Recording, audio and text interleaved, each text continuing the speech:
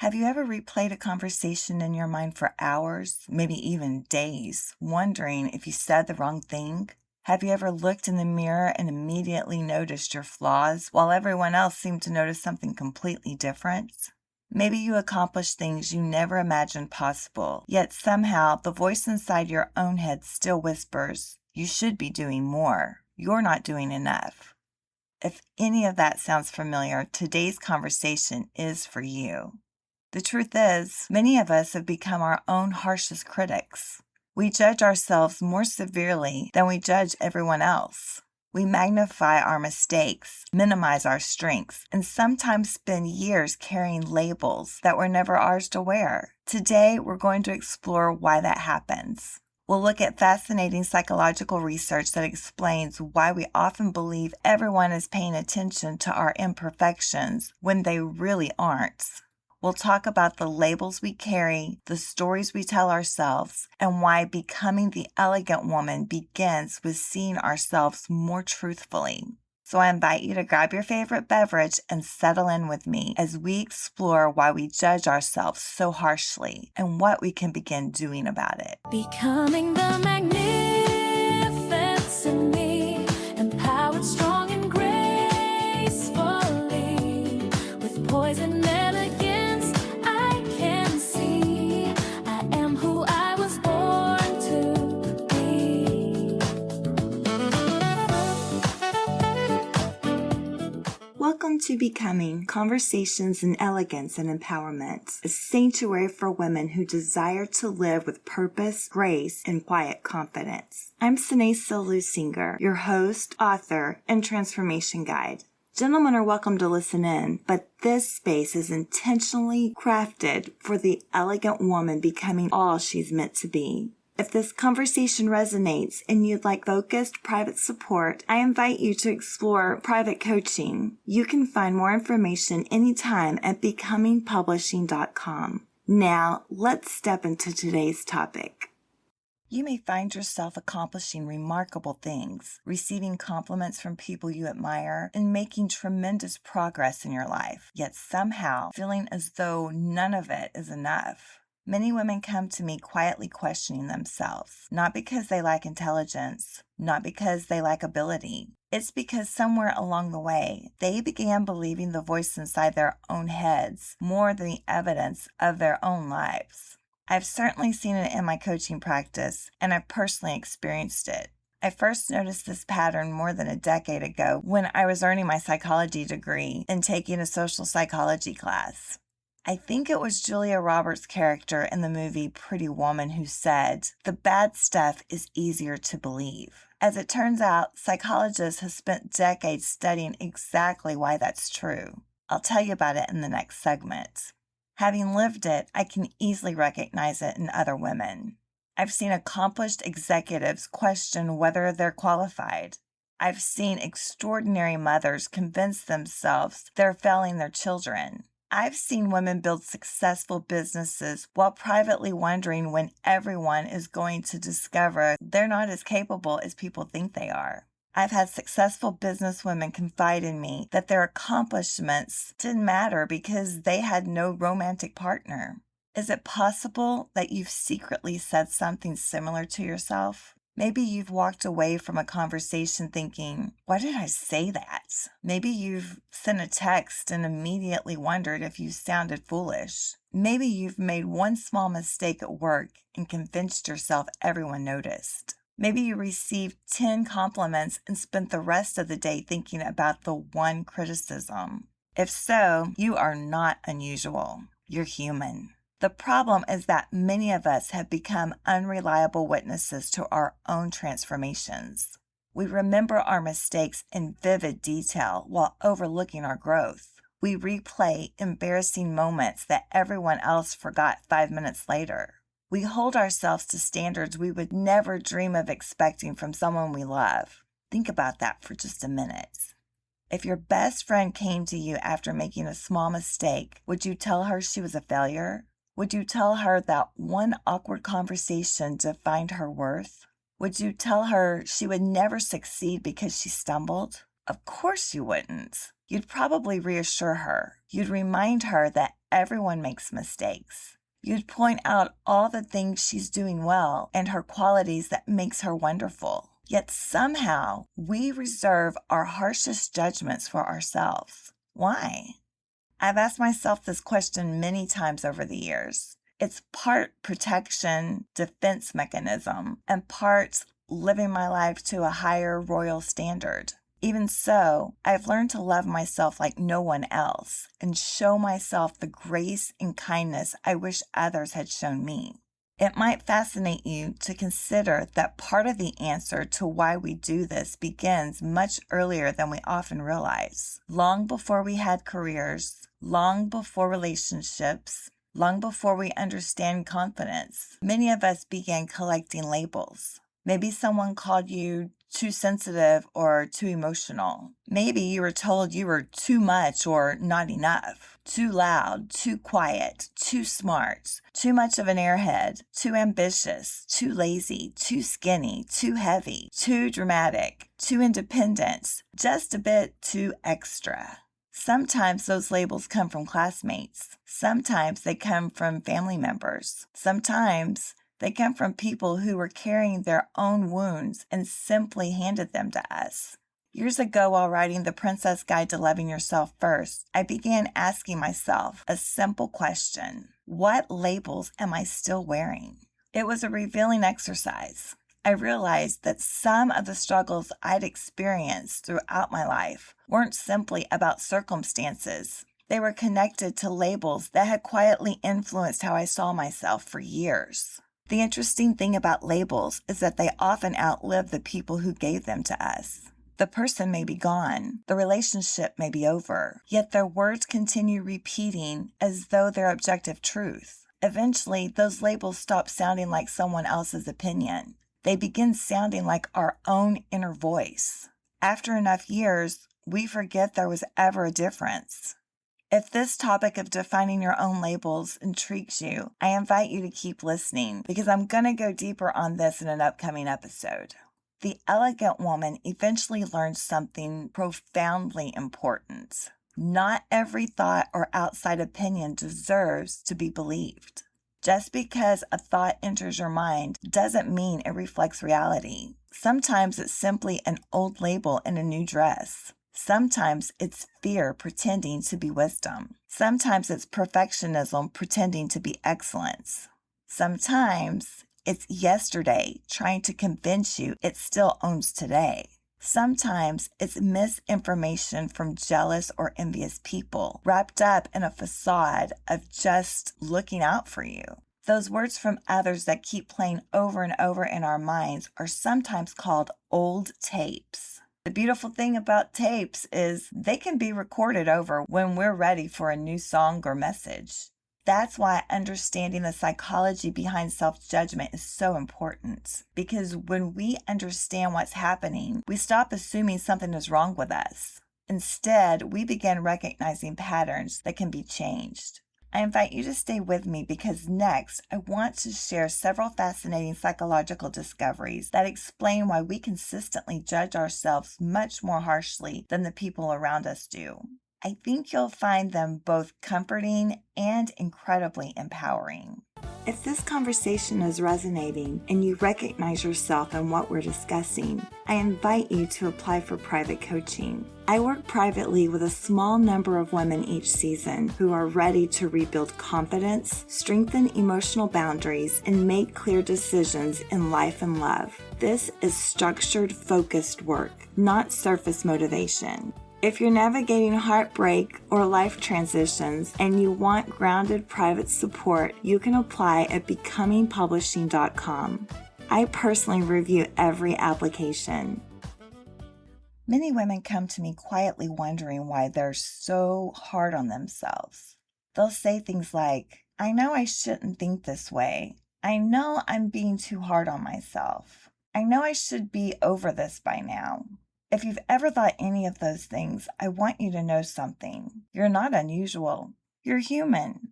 Psychologists have spent decades studying why our minds naturally give more attention to criticism than compliments, failure than success, and fear than confidence. Psychologist Dr. Rick Hansen explains that our brains have what's called a negativity bias. He describes the brain as being like Velcro for negative experiences and Teflon for positive ones. In other words, criticism tends to stick while compliments often slide right off. Thousands of years ago, remembering danger helped our ancestors survive. Missing one threat could cost them their lives. Missing one compliment never would. Our brains are still wired to notice potential danger first. Unfortunately, they don't always distinguish between physical danger and emotional discomfort. A harsh comment, a critical parent, a failed relationship, an embarrassing moment, a cruel social media comment. Our brains often store those experiences with remarkable efficiency. That's one of the reasons those old tapes can continue playing years, even decades later. They don't have to keep playing the same message forever. Another fascinating area of research comes from psychologist Dr. Barbara Fredrickson, whose work on positive emotions show that flourishing generally requires many more positive emotional experiences than negative ones.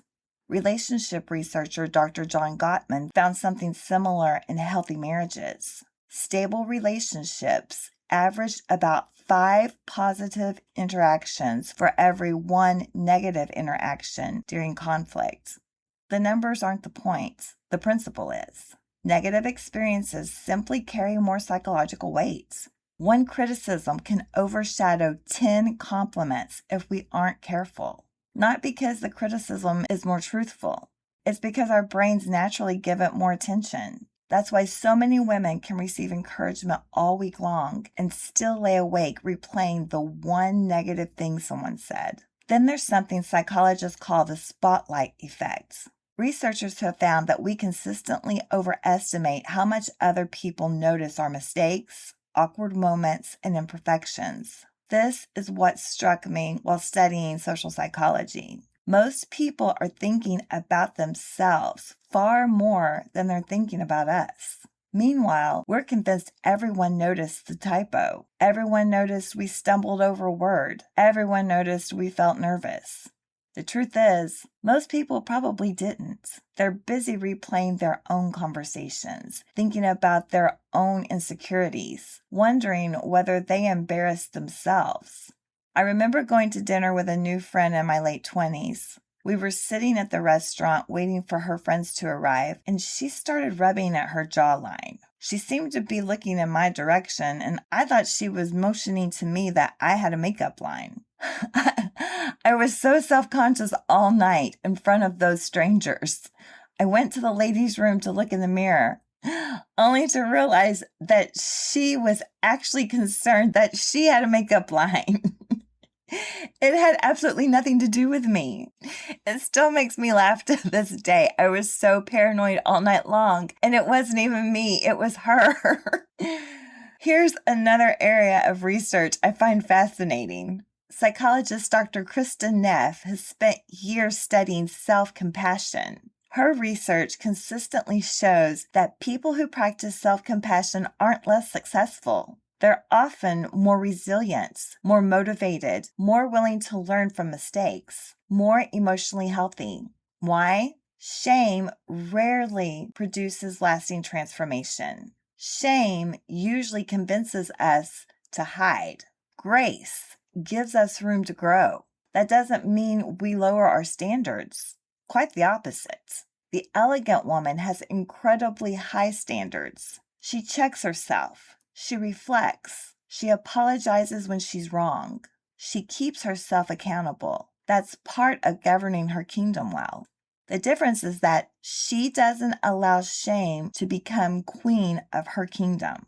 She refuses to let old tapes govern her decisions. She refuses to let labels from other people determine her identity. She refuses to let one cruel voice outweigh a lifetime of evidence. Psychologist Dr. Ethan Kross, author of the book Chatter, has devoted much of his career to studying the inner voice. One of the things I appreciate most about his work is that he doesn't suggest eliminating your inner dialogue. He suggests learning how to manage it. This goes along with my kingdom framework. Every kingdom has voices, memories, emotions, warnings, dreams, regrets, opinions. The question isn't whether those voices exist. The question is, who has permission to sit on your throne? The voice telling you you'll never be enough doesn't belong on the throne. The voice repeating something someone said 20 years ago doesn't belong on the throne. The voice convinced you're defined by your worst mistake doesn't belong on the throne. The voice telling you that you aren't as good as you think you are doesn't belong on the throne. The elegant woman listens. She evaluates. She discerns. Then she decides. Not every voice that speaks inside your kingdom has earned the right to govern it. In fact, no voice other than your own should ever govern it. That's emotional sovereignty. That's the beginning of becoming. If you've been carrying old tapes, painful labels, or criticisms that no longer reflect who you are, I want you to know something. You don't have to manage that alone. Sometimes it takes an objective guide to help you recognize which voices belong in your kingdom and which ones should have never been given authority in the first place. That's exactly why I created the Clarity Reset. Sometimes one conversation can change the way you hear yourself. You can get all the information and schedule your session at becomingpublishing.com.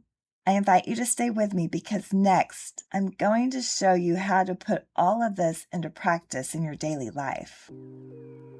Many of the ideas we're exploring this season are expanded on in my newest book, Becoming Lavishly Loving, available on Spotify, my website, and most online booksellers. It explores intuition, emotional boundaries, and protecting your inner world with elegance. For women who are ready to apply this work in real time, not just understand it intellectually, I offer a private 3-month coaching container where we rebuild confidence and clarity from the inside out.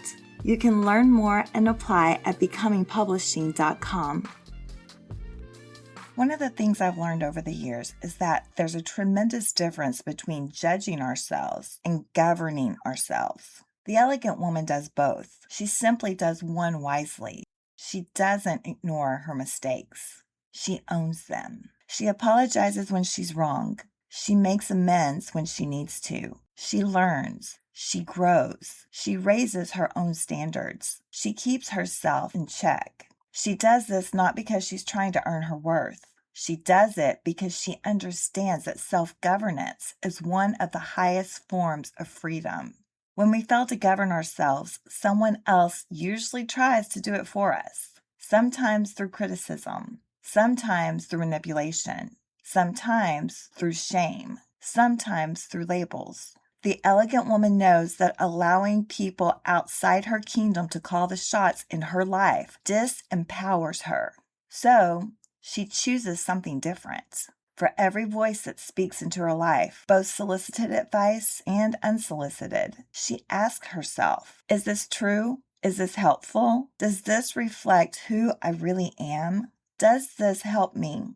Does this belong in my kingdom? Is this coming from a place of true concern for my highest good? Those are very different questions than, what's wrong with me? Or why can't I ever get anything right? One set of questions produces wisdom. The other produces shame. Let me remind you that shame means there's something wrong with me and I'm a bad person. That can be true of some people who make poor choices.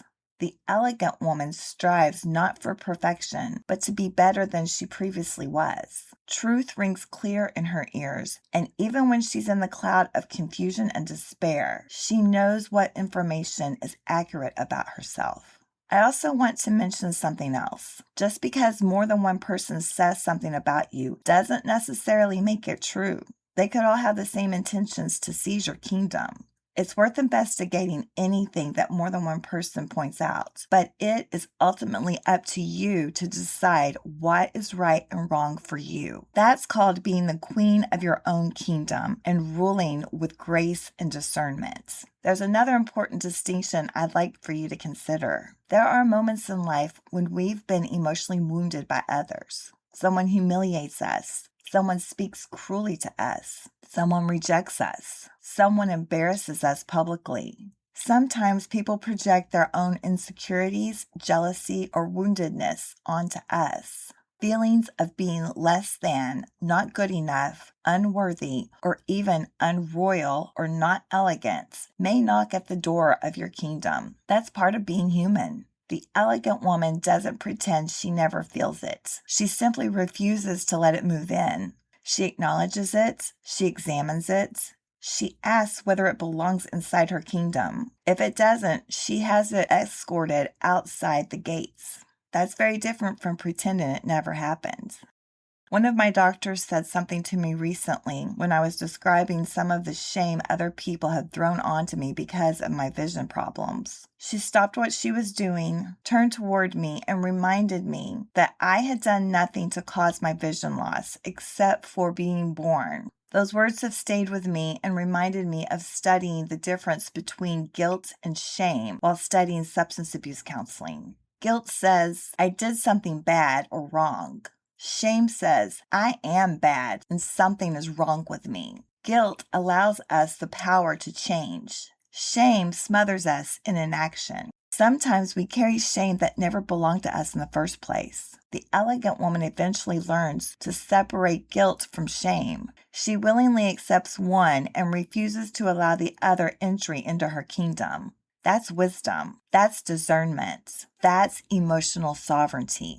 I also think this is where many women begin misunderstanding self-love. Self-love doesn't mean convincing yourself you're perfect. It means loving yourself enough to tell yourself the truth. Sometimes the truth is, I handled that beautifully. Other times it's, I owe someone an apology. Sometimes it's, I need to do better next time. Other times it's, that criticism isn't mine and I'm not carrying it anymore. Healthy self-governance requires honesty, not self-condemnation. Those are two very different things. Years ago, I learned to love myself like no one else. That line comes from one of my favorite songs by the Sundays, and it has stayed with me for years because it reminds me of something I believe with my whole heart. If we spend our lives waiting for everyone else to speak kindly to us before we speak kindly to ourselves, we'll probably wait for a very long time. The elegant woman becomes one of her safest places to ever land. She extends grace to herself. She extends compassion to herself. She celebrates her progress. She corrects herself when necessary. Then she keeps moving forward, not because she's perfect. She does it because she's becoming. I'd like to invite you to practice governing your inner kingdom. Here's how. Number 1, pay attention to your inner dialogue. Several times throughout the day, I recommend to simply notice how you're speaking to yourself. Would you say those same words to someone you deeply love? If the answer is no, I encourage you to ask yourself why you're speaking that way to yourself. Number 2, identify one old tape that plays in your head. Notice one message that seems to repeat itself. Maybe it's, I'm not enough. I'll never change. Everyone is judging me. Ask yourself where that tape came from. Whose voice recorded it? Would you knowingly hand the microphone to that person today? More importantly, is it true? Does it still deserve your attention? It's important to remember that old tapes can be recorded over. You have the power to change that content to whatever best serves your kingdom. Number 3, cross-examine the witness. When a harsh thought enters your mind, don't immediately believe it. Question it. Journalists verify sources. Attorneys examine witnesses. The elegant woman does both before allowing a thought to influence the governance of her kingdom. I encourage you to ask yourself, what's the evidence? Would I say this to someone I love? Is this true or is this an old tape? Number 4, celebrate one piece of evidence. Not one feeling, not one judgment from outsiders. One piece of evidence. It could be something you've handled differently than you would have 5 years ago. Maybe you stayed calm. Maybe you established a boundary. Maybe you recovered more quickly. Maybe you chose peace instead of proving a point. I advise you not to overlook those moments. They're evidence that your transformation is already underway. You may not feel different every day. That doesn't mean you aren't becoming different. Sometimes the facts about who you've become are easier for an objective outsider to see than they are for you while you're standing in the middle of your own story. If today's conversation has you recognizing yourself in that inner dialogue, I hope you'll remember this. You don't have to believe every thought that enters your mind. You don't have to keep replaying old tapes. You don't have to continue wearing labels that never belonged to you in the first place. You can choose which voices are allowed to influence your life. More importantly, you can decide which ones no longer have permission to speak or govern your kingdom. If you found something enlightening in today's episode, be my guest and share it with your fabulous friends who could benefit from these conversations. If you're one of the many quiet listeners who joins me every week but haven't yet followed the podcast, I invite you to follow on your favorite listening platform so these conversations can continue meeting you exactly when you need them. If you're interested in an autographed copy of Becoming Lavishly Loving, exclusive bundles, or learning more about the Clarity Reset or private coaching, you'll find everything waiting for you at becomingpublishing.com. If you host a podcast, lead a women's organization, or are looking for a guest speaker on emotional healing, relationships, self-worth, or becoming, I'd be honored to join the conversation. You can use the contact page on becomingpublishing.com to connect with me. As we close today's conversation, I'd like to leave you with this thought. The next time that familiar voice begins reminding you of your mistakes, question it. The next time you begin believing everyone is paying attention to your imperfections, question it. The next time those old tapes begin playing, question them. Not every thought deserves to become a belief. Not every belief deserves to become part of your identity. The elegant woman understands that the loudest voice in her kingdom should never be the cruelest one. She governs her thoughts with wisdom. She extends herself grace without lowering her standards. She continues becoming in the middle of all the noise from outside her gates. In the next episode, we're going to take this one step further. We'll explore what emotional sovereignty actually looks like in everyday life, not as a theory, not as an abstract idea. We'll look at it as practical decisions the elegant woman makes every single day. Until then, keep your crown on and stay on your throne. This is where awareness begins to become something more. Thank you so much for spending time with me on Becoming Conversations in Elegance and Empowerment. If something in today's conversation spoke to you and deeper focused support feels right, I invite you to explore private coaching at becomingpublishing.com. Until next time, stay elegant, stay empowered. Becoming the magnet.